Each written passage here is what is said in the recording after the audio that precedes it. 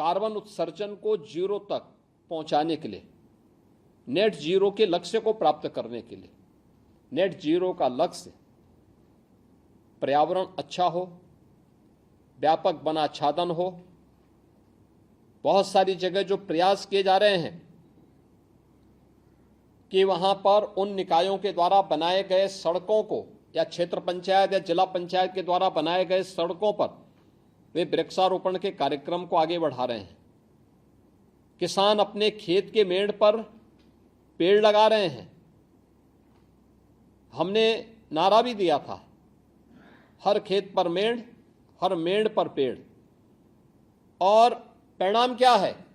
गत वर्ष मुझे बहुत अच्छा लगा कि हमने प्रदेश के 25,000 किसानों को 5 साल पूर्व उन्होंने जिन्होंने अपने खेत के मेड़ पे पेड़ लगाए थे, उन्हें हम लोगों ने 32,80,000 रुपये का पैसा भी कार्बन क्रेडिट का उन्हें उपलब्ध करवाया। और अभी 42,20,000 रुपये उनको प्राप्त और होने वाले हैं। यानी एक पेड़ पर $5 की राशि कार्बन क्रेडिट के रूप में उन्हें प्राप्त हुई है। ये उन किसानों के लिए है जिनकी मैपिंग की गई थी, जिन्होंने अपना रजिस्ट्रेशन करवाया था और 5 साल तक लगातार वह पेड़ आगे बढ़ता हुआ दिखाई दिया है। उसका ये लाभांश उनको प्राप्त हो रहे हैं। और इसी प्रकार से 6 कमिश्नरी में गत वर्ष हमने दिए थे, इस बार हमने 7 नई कमिश्नरी की हमारी प्रक्रिया प्रारंभ हुई है। गत वर्ष हमने जिन कमिश्नरी को दिया था सहारनपुर, मेरठ, मुरादाबाद, बरेली, लखनऊ और गोरखपुर, और इस बार जिन 7 कमिश्नरी में ये हमारी प्रक्रिया चल रही है उनमें देवीपाटन कमिश्नरी है, अयोध्या कमिश्नरी है, झांसी है, मिर्जापुर, कानपुर, वाराणसी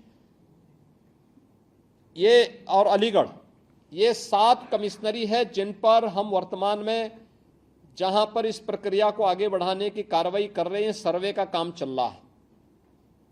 और मेरा विश्वास है कि यहां के भी हजारों किसानों को कार्बन क्रेडिट का ये लाभ कार्बन फाइनेंस से उन्हें प्राप्त होने होगा।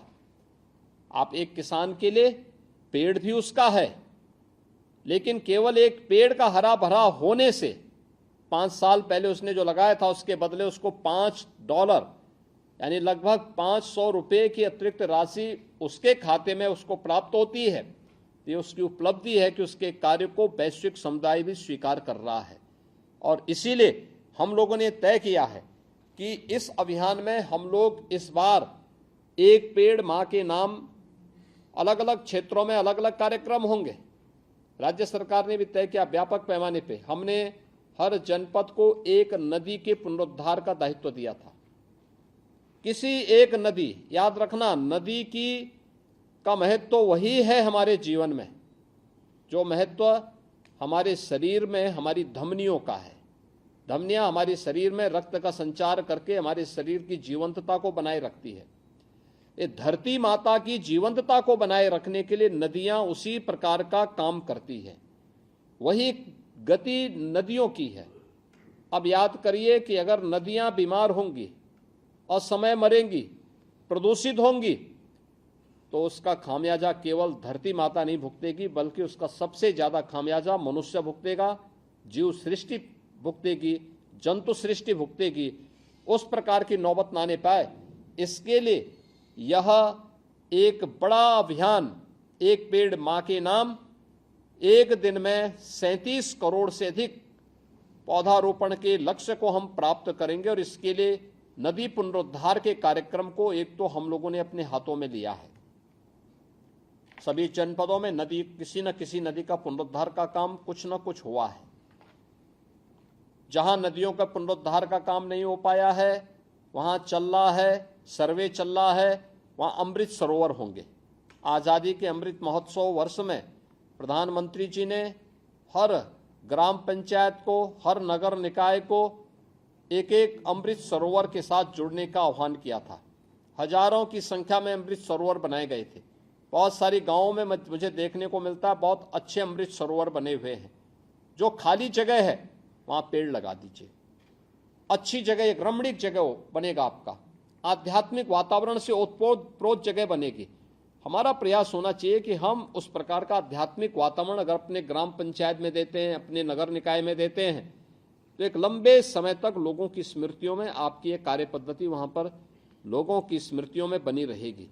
और एक अभियान हमने यही दिया है, नदियों के जो पुनरुद्धार के बाद जो उनकी कैचमेंट का एरिया है, जहाँ पे जल जमाव ज़्यादा नहीं होता है और लंबे समय तक पानी नहीं रहता है, उस ऊंचाई वाले स्थानों पर अगर हम पेड़ लगा लेते हैं तो याद रखना नदियाँ सदा नीरा बनी रहेंगी, नदियों में जीवंतता बनी रहेगी। हमें व्यापक पैमाने पे इसको लगाना पड़ेगा। दूसरा है अमृत सरोवर के साथ अगर जहां नदियों पे काम अपेक्षित नहीं हो पाया या कठिनाई होगी, वहां अमृत सरोवर पर इस कार्य को आप कर सकते हैं। दूसरा जो कार्य हम लोगों ने किया है कि एक्सप्रेसवे, हाईवे या जो हमारे पास लोकल स्तर पर सड़कें बनी होंगी, हाईवे बनी होंगे, जिला मार्ग बने होंगे, अन्य निकायों के द्वारा बनाए गए मार्ग होंगे, अगर हम सुरक्षित वातावरण में टी गार्ड दे करके वहाँ पे व्यापक वृक्षारोपण के कार्यक्रम को कर लें, सड़कों के बीच का जो मीडियन है उसमें फूलदार अच्छे फूलों की पेड़ों को लगवा लें, उनकी सुरक्षा की व्यवस्था किसी एनजीओ को, किसी संस्था को दे करके इस कार्यक्रम को आगे बढ़ाएं, बहुत अच्छा मैसेज उसका होगा, एक अपने आप में एक नया मैसेज होगा उसका। और हमें इन कार्यक्रमों को एक्सप्रेसवे पर, हाईवे पर, इंटर स्टेट कनेक्टिविटी के मार्गों पर, इन सभी पे व्यापक पैमाने पे इन कार्यक्रमों को करना होगा। या क्षेत्र पंचायत ने, जिला पंचायत ने, नगर निगम ने, नगर पालिका ने, नगर पंचायत ने कोई मार्ग बनाया है या वहाँ की कनेक्टिंग मार्ग है, अगर वहाँ से वहाँ उसको जोड़ने वाले सभी मार्गों पर आपने टी गार्ड बना करके और व्यापक पेड़ लगाने के, छायादार पेड़ लगाने या फलदार पेड़ लगाने की इतनी दूरी पे आप बनाइए कि कल सड़क की चौड़ीकरण के कार्यक्रम होता तो उससे पेड़ डिस्टर्ब न हो। इस कार्यक्रम को अगर आप करेंगे तो आपकी नगर पालिका में एक आध्यात्मिक वातावरण देकर के वह एक नए आकर्षण का केंद्र बनेगा पब्लिक के लिए। और इसीलिए मेरा प्रयास, हम लोग, मेरी आप सबसे अपील होगी कि 9 जुलाई प्रातः 7 बजे से लेकर के और सायंकाल 7 बजे तक इस कार्यक्रम के साथ हम व्यापक पैमाने पे जुड़े, सेल्फी लें, पेड़ लगा रहे हैं, पेड़ की सेल्फी अपलोड करें, व्यापक पैमाने पे कितने लोग कार्यक्रम के साथ जुड़ रहे हैं उसको अगर आप अपलोड करेंगे तो यहाँ पर देखने और उस प्रदेश के अंदर जिसकी जो प्रतिस्पर्धा होगी उस प्रतिस्पर्धा में आपका जनपद भी, आपका नगर निकाय भी, आपका क्षेत्र पंचायत भी, आपकी जिला पंचायत भी, आपकी ग्राम पंचायत भी अपना नाम दर्ज करा पाएगी। और जो लक्ष्य दिया गया है वह लोअर लिमिट है, याद करना, वो अपर लिमिट नहीं है। आप अगर ज़्यादा वृक्ष लगा सकते हैं आप लीजिए। आप याद करिए 17 में जब हमें वृक्षारोपण के लक्ष्य को आगे बढ़ाना था तब हमारे पास 5 करोड़ पौध भी नहीं थे। आज हमारे पास 52 करोड़ से अधिक पौध है। और ये पौध केवल पॉपुलर और यूकेलिप्टस नहीं है, इसमें पीपल भी है, पाकड़ भी है, बरगद भी है, नीम भी है, देसी आम भी है, जामुन भी है, अर्जुन भी है, साखू भी, आपके सागौन भी है और अन्य इमारती लकड़ियों के भी हैं, औषधीय वृक्ष भी इसके अंदर हैं। लाखों की संख्या में तो हम सहजन के पौधे भेंट कर रहे हैं उन परिवारों को जो कुपोषित परिवार हैं या प्रधानमंत्री या मुख्यमंत्री आवास योजना से लाभान्वित परिवार हैं। आप याद करिए सहजन औषधि का भंडार है, एक सहजन प्रोटीन और विटामिन का एक भंडार है। कोई भी कुपोषित व्यक्ति उसकी सब्जी खा ले, इस सीजन में अगर उसका साग खा ले, उस पर फली आती है, फली की सब्जी या उसका सूप पी ले, काफ़ी उसका लाभ होगा और कुपोषण दूर करने में उससे मदद मिलेगी।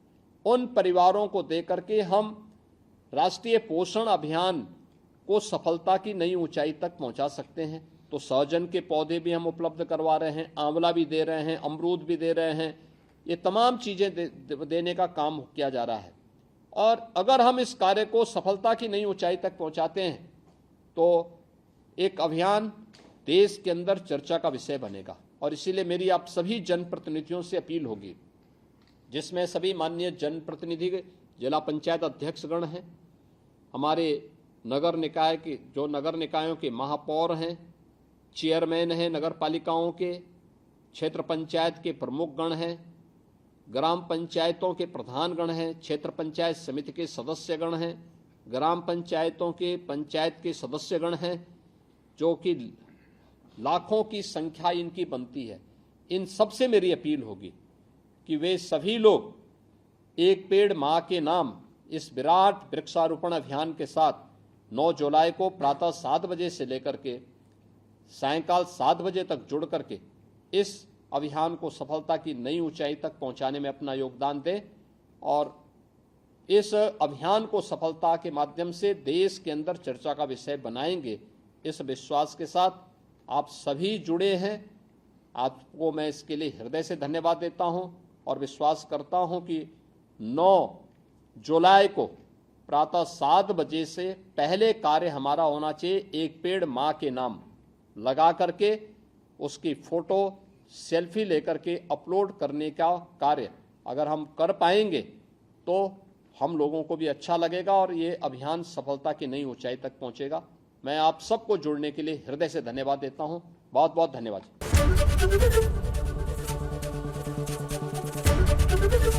एबीपी गंगा, खबर आपकी, जुबान आपकी।